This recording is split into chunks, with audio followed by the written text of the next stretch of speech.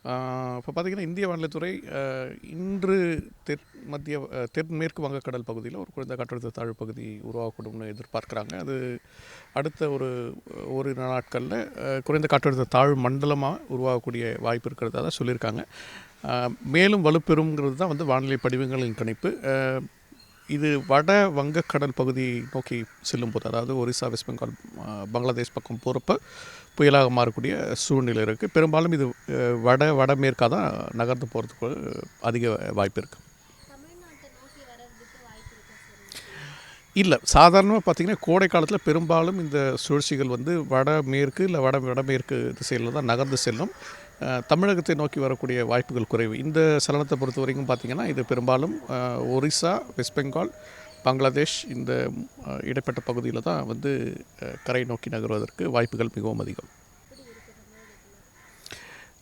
கோடை மழைன்னு பார்த்திங்கன்னா மார்ச் ஏப்ரலில் வந்து இயல்பிற்கு மிகவும் குறைவாக இருந்தது. கிட்டத்தட்ட ஒரு வாரம் 10 நாள் முன்னாடி வரைக்கும் பார்த்திங்கன்னா இயல்பிற்கு 80% வரைக்கும் குறைவாக இருந்தது. கடந்த ஒரு வாரம் 10 நாளாக இந்த வளிமண்டல சுழற்சியின் காரணமாக ஏற்படக்கூடிய அந்த சாதகமான சூழல் வந்து கோடை மழையை அதிகரித்து ஓரளவுக்கு இந்த சீசனல் ஆவரேஜை வந்து கிட்டத்தட்ட இயல்பு அளவிற்கு கொண்டு வந்துட்டுருக்கு. இப்போ 2-3 நாளாகவே பார்த்திங்கன்னா பல இடங்களில் உட்புற பகுதிகளில் நல்ல மழை.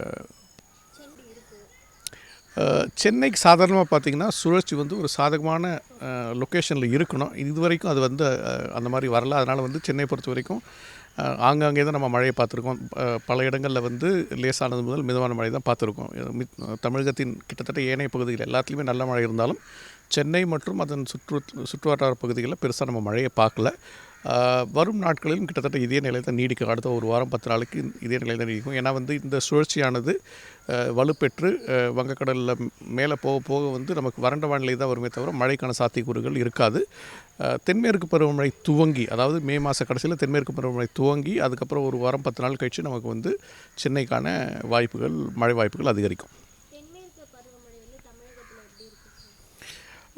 இந்த ஆண்டு தென்மேற்கு பருவமழை இந்திய வானிலைத்துறை மே 29 ஜூன் 2ஆம் தேதி துவங்குவதற்கான சூழல் இருக்குன்னு எதிர்பார்க்குறாங்க. சாதாரணமாக லானினா ஆண்டுகள் தென்மேற்கு பருவமழை காலம் நல்லா இருக்கும். ஸோ இந்த ஆண்டு வந்து இப்போ வந்து எல்னினோலேருந்து லானினா மாறக்கூடிய அந்த சூழலை நம்ம பார்த்துட்ருக்கோம். ஜூன் ஜூலையில் லானினா வருவதற்கான வாய்ப்புகள் அதிகமாக இருக்கிறதுனால பெரும்பாலும் இந்த ஆண்டு நம்ம வந்து தென்மேற்கு பருவமழை தமிழகம்னு நான் சொன்னேன்னா மேற்கு தொடர்ச்சி மலையை ஒட்டிய பகுதிகள், அங்கே வந்து இயல்பையொட்டியோ இயல்பிற்கு சற்று அதிகமாகவே வந்து நம்ம தென்மேற்கு பருவமழையை எதிர்பார்க்கலாம். தற்போதைய சூழலில் வடகிழக்கு பருவமழை நம்ம இவ்வளோ சீக்கிரம் சொல்ல முடியாது. ஒரு ஆகஸ்ட் மாதம் போல் தான் நமக்கு வந்து ஓரளவுக்கு வடகிழக்கு பருவமழை எப்படி இருக்குங்கிறதுக்கான சாத்தியக்கூறுகள் தெரியும். இப்போ நீண்டகால வானிலை படிவங்கள் என்ன சொன்னாலும் அது வந்து ஓரளவுக்கு அதில் வந்து கொஞ்சம் நாய்ஸ்ன்னு சொல்லுவோம். அதாவது ஒரு நம்பகத்தன்மை கொஞ்சம் குறைவாக தான் நம்ம எடுத்துக்கணும். அதை ஆகஸ்ட்டுக்கு மேலே ஓரளவுக்கு நமக்கு அது தெளிவு கிடைக்கும். அப்போ வந்து நம்ம வடகிழக்கு பருவமழை எப்படி இருக்குங்கிறத பார்க்கலாம். சாதாரண பார்த்திங்கன்னா புயல்னு பொறுத்த வரைக்கும் அரபிக்கடல் மற்றும் வங்கக்கடலை பொறுத்த வரைக்கும் ஏப்ரல் மே இந்த 2 மாதங்கள் நம்ம புயல் எதிர்பார்க்கலாம். அதே மாதிரி அக்டோபர் நவம்பர் டிசம்பர் இந்த 3 மாதம் புயல் எதிர்பார்க்கலாம். இந்த புயல் போனதுக்கப்புறம் பெரும்பாலும் தென்மேற்கு பருவமழை துவங்கிடுச்சுன்னா புயலுக்கான சாத்தியக்கூறுகள் இல்லை, ரொம்ப குறைவுன்னு தான் சொல்லணும். தென்மேற்கு பருவமழை காலத்தில் புயல் சாதாரணமாக வராது. அதுக்கப்புறம் தென்மேற்கு பருவமழை விடைபெற்று வடகிழக்கு பருவமழை தூங்குவதற்கு முன்பாக அந்த இடைப்பட்ட காலத்தில் புயலுக்கான சாத்தியக்கூறுகள் மீண்டும் வரும்.